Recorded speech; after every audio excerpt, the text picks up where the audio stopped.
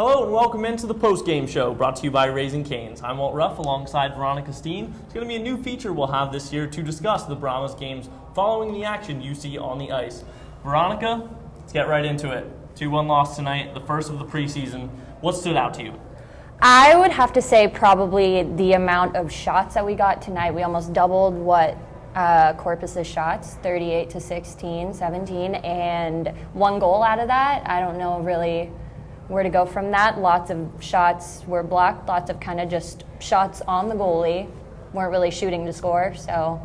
It'll be an interesting point in which Coach Wildfong will bring up. We saw him throw 43 shots on goal against Wichita last Saturday, obviously picking up a pretty handed win, but when you over a double team of shots, only come out 2-1 short. We'll see where they go from here in terms of any line changes. Let's talk about the discipline tonight. We saw a lot of penalties in minutes for the Brahmas. We did indeed, including the third period, the big brawl that came out of that. Marabella getting jumped by, 4 players on Corpus Christi's team. Gossage trying to stand up for his player.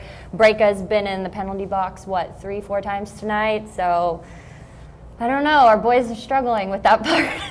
That's going to be an issue that I'm sure Coach Wildfong and Potter will visit, as now tonight Tomas Brejcha was the culprit of Uncle Bob's penalty box, being in there with 3 and/or 4 separate trips. We saw last Saturday Troy York was the guy there. He took 3 separate minors, so something's going to have to tighten up there when you're giving a team that many chances. Fortunately, Corpus Christi coming up relatively blank in terms of opportunities on the power play tonight, but it's all about who's going to step up. With you mentioned the Trezera hit, which started everything. Obviously, he's battling for a position. When you've got 13 forwards dressed, 2 healthy, something's got to give. And who stood out to you as potentially, who would you expect a little bit more out of, perhaps?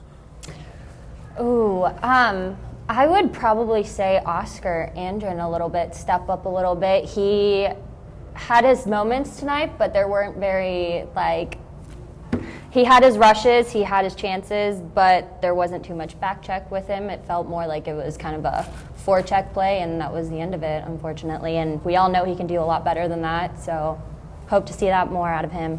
With him returning for his second season, he's obviously going to be relied upon heavily here for the guys in white. Well, home whites at least, excuse me. But let's talk about the goalies. Well, we saw Connor O'Brien and Darren Hansen in net tonight. Well, O'Brien goes 10 for 11, and then Hansen goes 4 out of 5. Not too much action in the second half. How do you feel about that situation with Rivers also in the mix? O'Brien, I kind of doubted at first, I have to say, but after tonight, he made some incredible saves both in the first and second period until he went out. Hansen, unfortunately, got kind of a jumble with the puck, and it dropped behind him. And I can see Gunnar Rivers actually being the goalie to play on Saturday coming up this weekend. So he's had a pretty outstanding, he's had chances so far, and he's done really well for himself.